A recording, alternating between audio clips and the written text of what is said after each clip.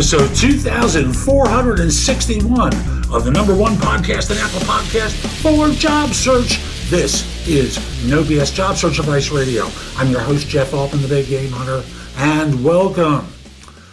Some of you insist on applying for a job through an applicant tracking system, and this is a show that's designed to help you improve your odds when you do so. Hope you find this helpful and give it a great review wherever you listen to the show. And by the way, I just want to encourage you, support our supporters, whether it's an advertiser that you hear during the show or something you see in the show notes that will make sense for you, particularly some of my courses, because they are really good, particularly the ones about interviewing. And with that, let's get going. I'm not a big fan of applying for jobs through applicant tracking systems, but many of you are going to do it anyway. I'm not going to go into my reasons. I've covered this in lots of other videos.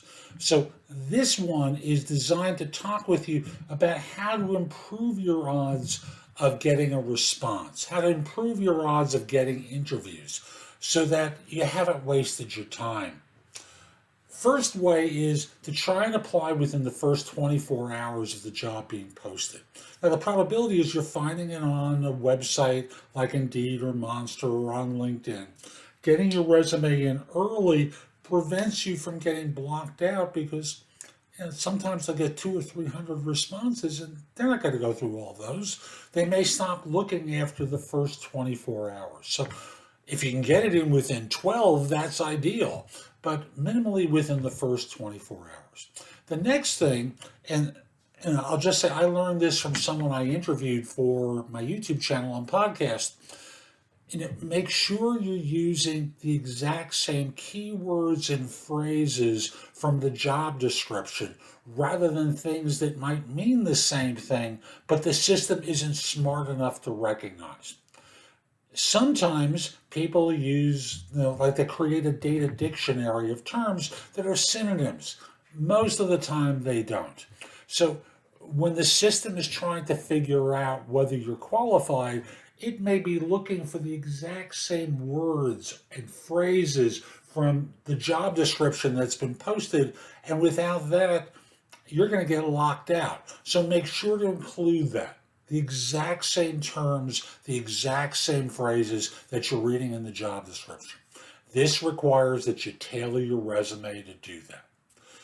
Number 3 is keep a log of all the jobs that you've applied for in order to prevent yourself from applying for the same job twice. And if you can, even though they may have similar positions at the same firm, try not to send duplicate resumes to one company.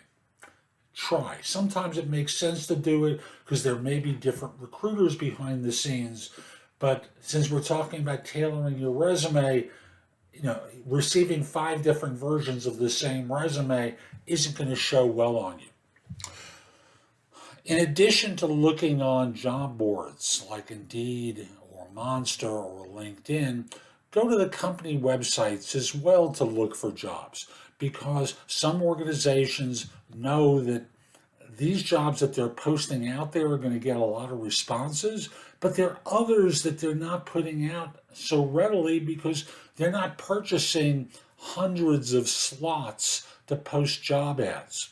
So they may reserve the ones for the job boards that they need to get responses for quickly and have others on their website that they also need to get filled. So always check the company website as well.